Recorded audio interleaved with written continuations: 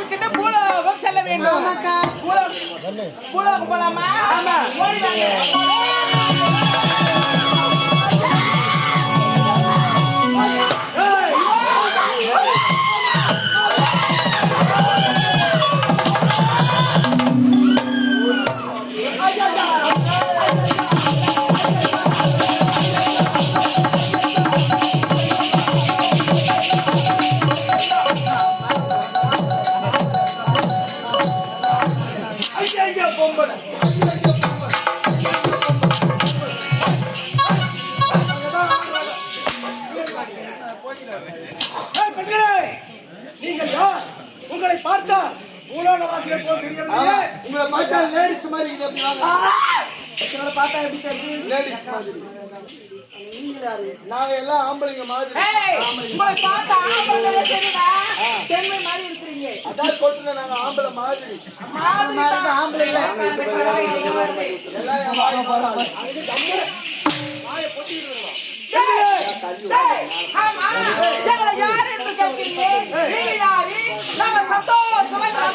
சந்தோஷமா ஆடி பாடிக்கொண்டே இருக்கிறோம். 60,000 மதுரை கூட்டத்தின் தலைவன் இந்த சிவசேகராபுரி ஆளக்கூடிய ஜெயமதா சுரனுடைய பெயர். இது எதுக்கு வந்தீங்க? குடும்பத்துக்கு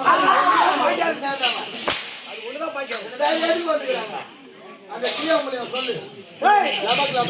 ஐயா யாரு பேர் என்ன? எங்களை யாரு எங்க பேரு கேக்குறீங்க? எங்க பேரு கட்டி நீங்க வேற போக போறேன். கட்டு கட்டி தலைமையில வச்சு போறேன். அடி போமா.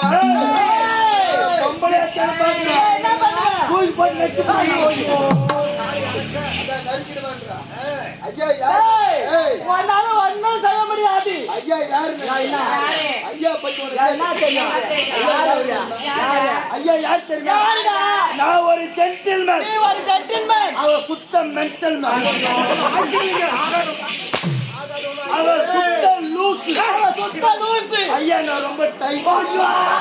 ஏய் பெஞ்சலே உங்க பேர் சொல்ல முடியுமா? ஆமா இவரை பார்த்தா எப்படி தெரியுமா இருக்கு? ஒரு புது வீடு கட்டக்கா பொம்மை என்ன பொம்மை? டிஸ்டி பொம்மை. அத நேர் கண்ணா இவன். ஏமா நீ கண்டா வீட்டுக்கார மாட்டுக்கார சேர்த்து போடுறாங்க. நான் ஏன் தாங்கறேன்? ஏய் இது மட்டும்தான் பச்சைமா கோயில்ல வாமுடி செமுடி செஞ்சு வைப்பாங்களே. அந்த நேத்து கட்ட மாதிரியா இருப்பாங்க. அங்க ஏத்துறான். ஏய் ஆனாலும் பார்த்தா வாமுடி செமுடி மாதிரி இருக்குது. தோனிக்குறான் நம்மள பார்த்தா எப்படி தெரியுமா இருக்கு? எப்படி இருக்கு? அது முன்ன நந்தி வாங்குனீங்க. அது வெறிக்கறான். ஆமாடி. அது உம்மா சப்பா. டேய் நெடி பேக்கறா. ஏய் கிண்டலே. நீங்க யார் என்று சொல்ல முடியுமா முடியாதா? ஐயா நீங்க 1000 முறை கேட்டாலும் நாங்க யார் என்பதை உரைக்க முடியாது முடியாது முடியாது. முடியாது. போடா. போடா.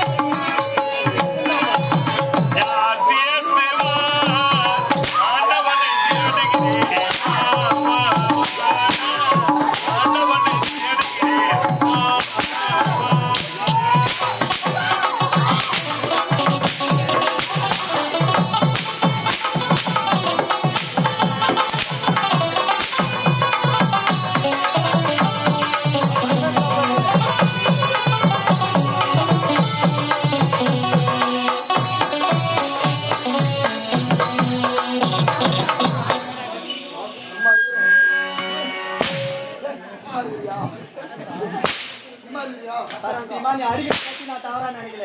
அடிச்சு நீ செத்து போறடா.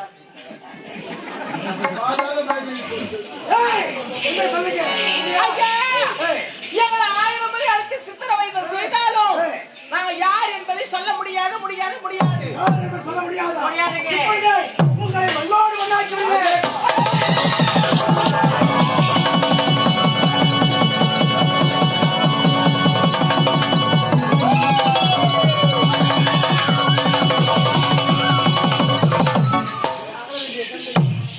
சொல்லு ஐயா நான் யாரை கேக்குறீங்க? நான் உன்னை சொல்ல விட்டுறீங்களா? நிச்சயமாக மாடாட்டி புள்ள பின்னால போய் நீங்க கேக்குறீங்க. சத்தியமா விடுறோம். யாருடைய பேரு சொல்ல? எவ்வளவு கொடுப்பறா? எவ்வளவு கொடுப்பறா? அவங்க தெரியுது அவனுக்கு. ஏன் குரு ஃபீல் பண்ற?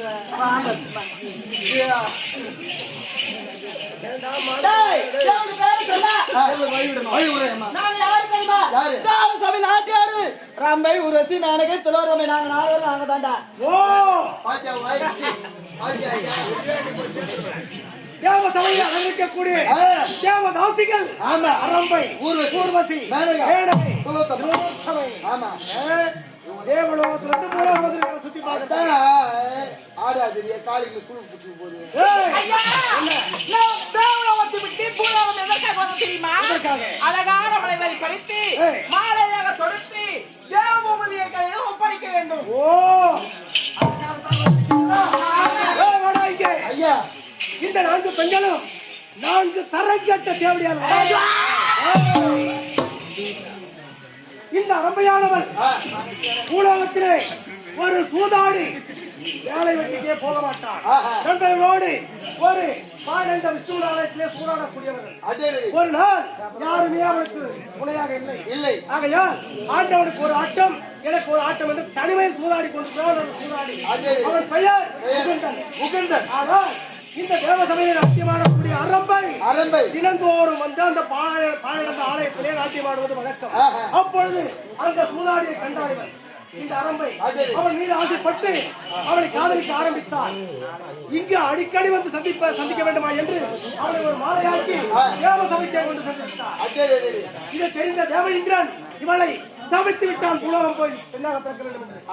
அப்படி சாபத்தை பெற்றவள். 2வது இருக்கின்றாளே ஊர்வசி. அவன் எப்பேற்பட்ட தேவடியா தெரியுமா? பஞ்சமாண்டவன் நடுப்பிறந்த அர்ஜுனன் எப்படி பேடியாக மாறினான்? ஒரு சமயம் 60,000 அசுர கூட்டம். 60,000 அந்த 60,000 அசுர கூட்டங்களும் என்ன வரம் பெற்றார்கள் தெரியுமா? நாங்கள் 60,000 பேரும் ஒரே முகமாக இருக்கும் பொழுதுதான் எங்களை கொல்ல முடியும் என்று வரத்தை அப்பவே. ஆனால் யுத்த களத்திலே ஆளுக்கு ஒரு மொழியாக திசையாக திரும்பி கொண்டிருப்பார்கள். அவரை யாருமே வெல்ல முடியாது. தேவேந்திரன் போரிட்டு தோல்வி கண்டார். ஆகையால் இந்த 60,000 அசுர கூட்டத்தையும் அழிக்க வேண்டும் என்றால் பாண்டவன் நடுப்பிறந்த அர்ஜுனன் ஒருவன் தான் முடியும் என்றார்கள். அவன் இல்லாதவன் மட்டுமல்ல ஆடழகன். 32 லட்சம் பொருந்தவன். 32 லட்சம் பொருந்தவர் 5 பேர். யாரோ தெரியுமா? எங்கள் தலைமையான அந்த மாயவன் சிவன் நாராயணன். 2வதாக ஜல்லியன். 3வதாக துரியோதனின் பட்டத்து யானை. 4வதாக அரவான். இப்படி 5 பேர்கள் அந்த அரவானை வழிபடுத்தான் அர்ஜுனன் ஓடி வந்தான். ஏனென்றால் தேவருக்கு சகாயமாக நடக்க வேண்டும். உண்மைதான். ஏனென்றால் அவன் அம்சமாக பிறந்தவன் அல்லவா? ஆகையால் தேவேந்திரன் துணை நின்றான். இந்த 60,000 அசுர கூட்டத்திலோடு ஆணையகனா அர்ஜுனன் யுத்தம் செய்கிறான். அவனை வெல்ல முடியவில்லை. சிந்தித்தார் இவர்கள் வாங்கிய வரம் என்ன? இந்த 60,000 பேரும் ஒரே முகமாக இருக்கும் போது சொல்ல முடியும் என்று தோல்வி கண்டு ஓடுவது போல ஓடினான் அர்ஜுனன். அந்த 60,000 அசுர கூட்டங்களும் அர்ஜுனன் நம் மீது தோல்வி கண்டு ஓடுகிறான் என்று அனைவரும் ஒரே திசையாக திரும்பி பார்த்தார்கள். கூட்டினால் பாலத்தை இருந்து விட்டான். அந்த ஒரே பாலத்திலே 60,000 அசுரர்களும் ஓடினார்கள். ஆமா, அந்த வெற்றியை கொண்டாட வேண்டும் என்று தேவலோகம் அழைத்து சென்றார்கள் அர்ஜுனனை. அந்த சபையிலே அவன் 32 லட்சம் பொறுத்து ஆளுநர்களா இந்த ஊர்வசிக்கிறான தேவடியா இவன் நாட்டியம் ஆடுதான் வரணும். அங்க யார் போயிருக்காங்க? ஒரு பாமரன், ஒரு மாயிட பிறவி, ஒரு சத்திரிய பிறவி. அவன் தேவலோகம் போயிருக்கான். இவன் யாரு? தேவகன்னிகை. அவன் மீது ஆசைப்படலாமா? அவன் ஆட அங்காளரை கண்ட இவள் அவன் மீது ஆசைப்பட்டான். மனிதனுக்குரிய வார்த்தைகளை எடுத்து சொன்னார். ஆனால் அர்ஜுனன் இந்த ஊர்வசியை ஏற்க மறுத்துவிட்டான். ஏனென்றால் தாயே, தேவேந்திரன் எனக்கு தந்தை, என் தந்தையிடத்திலே நீங்கள் தேவதாசிகளை நாட்டியம் ஆடிக்கொண்டு செல்வீர்கள். அப்படி முறைப்படி பார்த்தால் என் தந்தைக்கல்லவா நீங்கள் மனைவியாகத்தானே வேண்டும். ஆகையால் உனக்கு எனக்கும் சரி வராது. ஏனென்றால் எனக்கு தாய்முறை என்று இவளை ஒதுக்கினான். இவள் கோபமடைந்த இவள் இந்த ஊர்வசி நீ வேடியாக போக வேண்டும் என்று சாபத்தை கொடுத்தார். அப்போதுதான் இவர்கள் 12 வனவாசம் முடித்து ஓராண்டு அஞ்ஞாதவாசம் முடித்தார்களே, அப்பொழுது குந்திகளை என்ற பெயரோடு ஆண் பாதி பெண் பாதியாக மாறி அப்போது ஒரு வருட காலத்தை கழித்தார்கள். அப்படி அந்த ஆடவர்களுக்கு சாபத்தை கொடுத்த பச்சை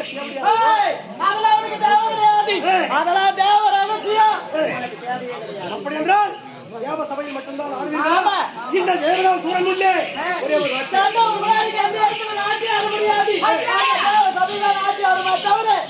முன்னாடி யாரு நான்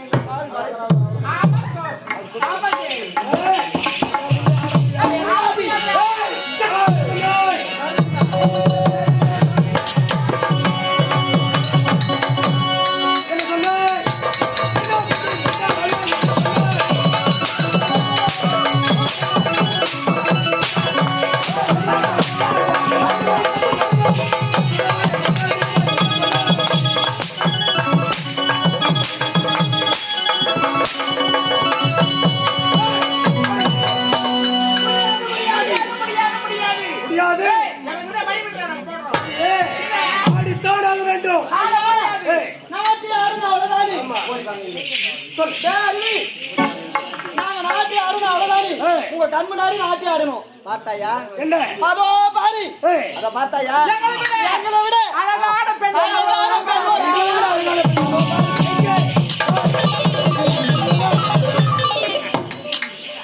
யாருமே தென்படவில்லை. காரிமுட்டி பையா ஆச்சா டேய் எதுக்குடா பொம்பளை அப்படி அலையறா? நானா மனசுனா பொறந்தா எல்லாமே இருக்கணும். ஆகட்டும் ஐயா. என்ன பெரியவங்க என்ன சொல்றாங்க? உண்மைதான்.